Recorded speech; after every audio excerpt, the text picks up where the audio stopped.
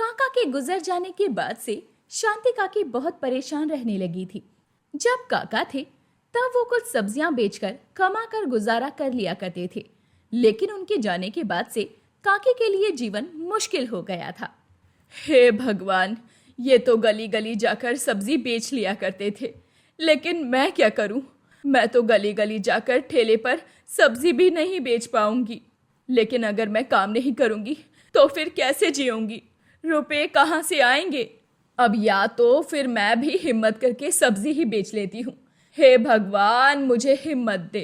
काकी सब्जी मंडी से कुछ सब्जी लेने जाती है ताकि वो उन्हें बाजार में बेच सके। मुझे आलू, प्याज, टमाटर ये सब 5 किलो दे दे और 2 किलो ये गोभी भी दे देना। इस बार सब्जी के मिलाकर कुल 300 हो गए। 300? कुछ कम नहीं कर सकता तू? कम करके ही तो बता रहा हूँ काकी, वरना सब्जी तो 400 रुपए की है, वो तो मैं तुम्हें 300 की दे रहा हूँ क्योंकि काका मुझसे ही सब्जी लिया करते थे, इसलिए मैं आपको कम से कम में दे रहा हूँ। बातें तो बड़ी बना रहा है। ये ले 300 रुपए, और अगर ये सब्जी नहीं बिकी ना तो तेरे ही पास वापस कर जाऊंगी। हाँ, बाद में वापस कुछ नहीं होगा काकी, इसमें ज्यादा मिलता ही कहाँ है, आप ले जाओ, बिक जाएगा सब। काकी सब्जियां लेकर बाजार में बेचने जाती है और वो बाजार में एक ठेले पर सब्जियां लेकर खड़ी हो जाती है, लेकिन लोग उनके पास सब्जियां लेने आते ही नहीं हैं, जिस वजह से काकी सोचती है, ना जाने ये कैसे गली गली जाकर सब्जियां बेच लेते थे, कितनी परेशानी होती होगी। मैं भी कब से यहाँ खड़ी खड़ी सब्जियां बेच रही हूँ, लेकिन लोग आ ही नहीं रहे, क्या करूँ मैं? काकी इंतजार करती रहती है और आखिरकार एक आदमी उनके पास आता है। आलू कितने की दिए काकी? ले जाओ बेटा, 20 रुपए किलो है सिर्फ। 20 रुपए किलो? बड़े महंगे दे रही हो। महंगे कहाँ है बेटा, बहुत सस्ते हैं। नहीं, 15 रुपए के दो, मैं 1-2 किलो ले लेता हूँ। आदमी की बात सुनकर काकी मजबूरन ही उसे सस्ते में आलू दे देती है और उसके जाने पर सोचती है, लोग भी थोड़े रुपए खर्चा करना नहीं चाह रहे हैं, अब मैं क्या करूं? अगर कुछ नहीं बिकेगा तो क्या फायदा? इससे तो अच्छा है कि सस्ते में बेचकर जितना मिल रहा है उतना ही ले लो।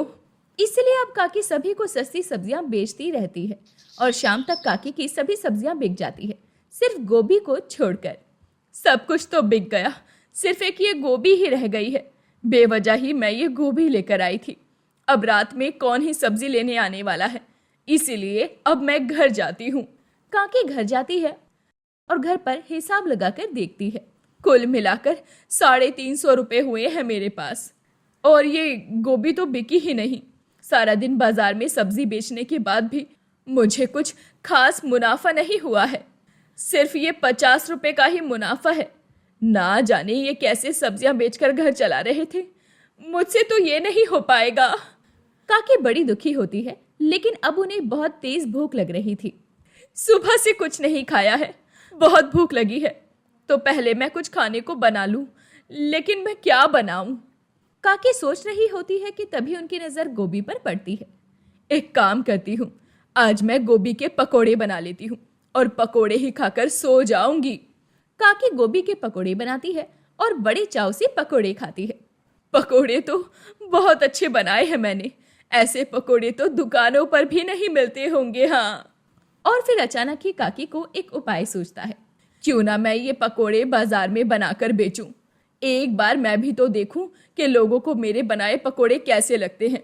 अगर लोगों को मेरे पकोड़े पसंद आए तो मेरा काम बन जाएगा, फिर मुझे सब्जी नहीं बेचनी पड़ेगी और पकोड़े बेचकर मैं अच्छा काम कर लिया करूंगी, जिससे मेरा जीवन अच्छे से कट जाएगा। ये सोचकर अगले ही दिन काकी काफी सारी गोभी लेकर बाजार में अपने ठेले पर गोभी के पकोड़े बनाकर बेचने लगती है। गोभी के स्वादिष्ट पकोड़े, ताजा ताजा पकोड़े, आओ और स्वादिष्ट पकोड़े खाओ। अब काकी के पास लोग पकोड़े खाने के लिए आने भी लगते हैं। मुझे 20 रुपए के पकोड़े दे दीजिए। हाँ बेटा, ये लो तुम्हारे 20 रुपए के पकोड़े। काकी, तुम्हारे गोभी के पकोड़े अच्छे तो हैं, लेकिन ये बाजार जैसे नहीं है, ये घर जैसे लग रहे हैं। घर जैसे? मैं समझी नहीं बेटा। मेरे कहने का मतलब ये है काकी कि ये पकोड़े ज्यादा कुरकुरे नहीं है और उस तरह के स्वादिष्ट भी नहीं है जैसे बाजार वाले पकोड़े होते हैं। लेकिन जब मेरी माँ घर में गोभी के पकौड़े बनाती है तो वो बिल्कुल ऐसे ही होते हैं। उस हिसाब से ये पकौड़े अच्छे हैं, लेकिन बाजार के हिसाब से ये मुझे कुछ खास नहीं लगे। ठीक है बेटा, मैं इससे अच्छे गोभी के पकोड़े बनाने की कोशिश करूंगी। उस लड़के के जाने के बाद काकी सोचती है, इस लड़के को मेरे पकोड़े कुछ खास नहीं लगे, लेकिन ये कह रहा था कि बाजार में बाकी लोगों के पकोड़े मुझसे अच्छे होते हैं, इसीलिए एक बार मैं भी बाजार में जाकर दूसरों के यहाँ पकोड़े खाकर देखती हूँ कि उनके पकोड़े कैसे होते हैं और वो क्या क्या इस्तेमाल करते हैं। तब मैं अपने यहाँ भी वैसे ही पकोड़े बनाया करूंगी। और इसीलिए काकी दूसरे पकोड़े वालों के यहाँ जाकर गोभी के पकोड़े खाकर देखती है, जो कि उन्हें बहुत स्वादिष्ट लगते हैं। अरे, ये तो बहुत ही कुरकुरे हैं और स्वाद भी बिल्कुल अलग है। एक खाने से मन ही नहीं भर रहा। इसीलिए वो लड़का कह रहा था कि मेरे पकोड़े बाजार जैसे नहीं हैं। जरा मैं इस दुकान वाले से पूछकर देखती हूँ कि इसमें क्या मिलाता है। काकी उस दुकानदार से पूछती है, बेटा तुम्हारे पकोड़े बहुत अच्छे हैं, लेकिन तुम्हारे ये पकोड़े इतने कुरकुरे कैसे हैं? मैं जब घर पर बनाती हूँ तब ये इतने कुरकुरे नहीं बनते। क्या करोगी जानकर? आपको तो खाने से मतलब होना चाहिए। कहिए, एक और पकौड़े दे दूं? नहीं बेटा, मेरा पेट भर गया। अब काकी एक किराने वाले की दुकान पर जाकर अपनी समस्या बताती है। बेटा, मुझे ऐसा सामान चाहिए जिससे मेरे बनाए हुए गोभी के पकोड़े कुरकुरे और बड़े स्वादिष्ट बने, बिल्कुल बाजार की तरह। फिर वो दुकानदार उन्हें कुछ सामान देते हुए कहता है, आपको गोभी के पकौड़े बनाने हैं ना, तो आप ये कुछ समझ लीजिए। ये कॉर्नफ्लावर है और ये मसाला, ये खास मसाला है। आपने इन्हें सही मात्रा में मिलाकर गोभी के पकौड़े बनाए तो पकौड़े बहुत स्वादिष्ट बना करेंगे। धन्यवाद बेटा। काकी वो सारा सामान लेकर बड़ी खुशी से घर जाती है। अब जब मैं कल ठेला लगाऊंगी तो ये सब सामान इस्तेमाल करके गोभी के पकोड़े बनाऊंगी, जो लोगों को बहुत अच्छे लगा करेंगे और फिर मेरा काम अच्छे से चलने लगेगा। अब अगले ही दिन काकी वो सारा सामान इस्तेमाल करके गोभी के पकोड़े बनाती है। आज तो पकोड़े इतने स्वादिष्ट बनेंगे कि लोग खाते ही रह जाएंगे। फिर लोग बाजार में दूसरों के यहाँ पकोड़े खाना ही छोड़ देंगे। तभी एक आदमी काकी के पास पकोड़े लेने आता है। काकी, 20 रुपए के पकौड़े देना। काकी उसे पकोड़े दे देती है, लेकिन वो पकोड़े उस आदमी को बिल्कुल भी पसंद नहीं आते। ये कैसे पकौड़े बनाए हैं काकी? ये तो बहुत ही ज्यादा कड़क है और इनका स्वाद भी बड़ा अटपटा है। मुझे तो ये पकौड़े बिल्कुल भी अच्छे नहीं लग रहे। लेकिन बेटा, मैंने तो सारा अच्छा अच्छा सामान ही लगाया है और इस बार पकोड़े और अच्छे बनाने की भी कोशिश की है। नहीं काकी, मैं तो तुम्हारे यहाँ इसलिए पकौड़े खाता था क्योंकि तुम्हारे यहाँ के पकौड़े बिल्कुल घर जैसे लगते थे, लेकिन ये पकौड़े बिल्कुल भी वैसे नहीं है। अच्छा बेटा, मैं तुम्हारे लिए फिर से पकोड़े बना देती हूँ। नहीं काकी, रहने दीजिए, मेरा मन नहीं है। बेटा, बस 10 मिनट की बात है, मैं तुम्हें ताजे पकोड़े बनाकर खिलाती हूँ, बिल्कुल वैसे जैसे तुम्हें पसंद है। ठीक है काकी। काकी जल्दी से उस आदमी के लिए फिर से पकोड़े बनाती है और इस बार वो पहले की तरह घर जैसे पकोड़े बनाकर उसे देती है। ये लो बेटा, ये पकोड़े खाओ तुम।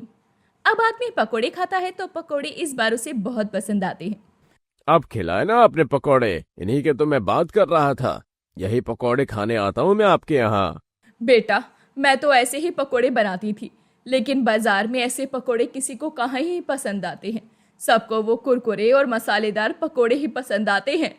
नहीं काकी, ऐसा नहीं है। लोगों को ऐसे घर जैसे पकौड़े भी पसंद आते हैं, लेकिन ये हर जगह मिलते नहीं हैं, इसलिए मजबूरन वही पकौड़े खाने पड़ते हैं। आप कुछ दिन ये पकौड़े बेचकर देखिए, आपके पास कुछ दिनों में ही लोग आने लगेंगे।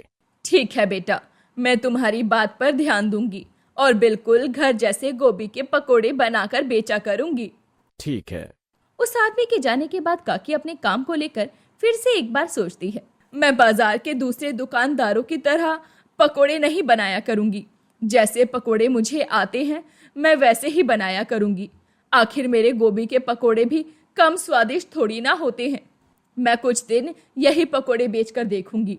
वैसे भी दिन भर में मेरी 600-700 रुपए की कमाई तो हो ही रही है। अब काकी इसी तरह गोभी के पकोड़े बनाकर बेचती है और एक दिन वही लड़का काकी के पास आता है। काकी, मुझे गोभी के पकौड़े देना। बेटा, तुम्हें जैसे पकोड़े पसंद है वैसे पकोड़े मैं नहीं बनाती हूँ। नहीं काकी, मैं आपके हाथ के घर जैसे पकोड़े ही लेने आया हूँ। लेकिन बेटा तुम्हें तो बाजार जैसे कुरकुरे और मसालेदार पकोड़े पसंद है ना। काकी वो पकोड़े स्वाद में तो अच्छे होते हैं, इसलिए ज्यादा खप जाते हैं, लेकिन उसके बाद पेट में परेशानी होती है, इसलिए मैंने वो पकोड़े खाना छोड़ दिए। लेकिन आपके पकोड़े तो घर जैसे होते हैं, इसलिए आपके पकोड़े खाने में कोई दिक्कत नहीं होगी। हाँ बेटा, मेरे पकोड़े तुम जितने भी खाओ तुम्हें कोई दिक्कत परेशानी नहीं होगी। ये लो। वो लड़का बड़ी चाव से पकोड़े खाता है और इसके बाद से ही काकी की दुकान पर उनके बनाए गोभी के पकोड़े खाने के लिए लोगों की भीड़ लगी ही रहती है। उनका जीवन अच्छे से चलने लगता है।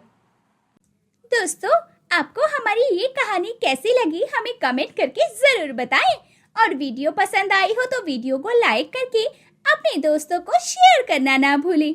साथ ही साथ जाते जाते हमारे चैनल को सब्सक्राइब कर जाइए। हम जल्दी ही आपसे दोबारा मिलेंगे एक नई अनोखी चटपटी कहानी की वीडियो के साथ। तब तक के लिए बाय बाय।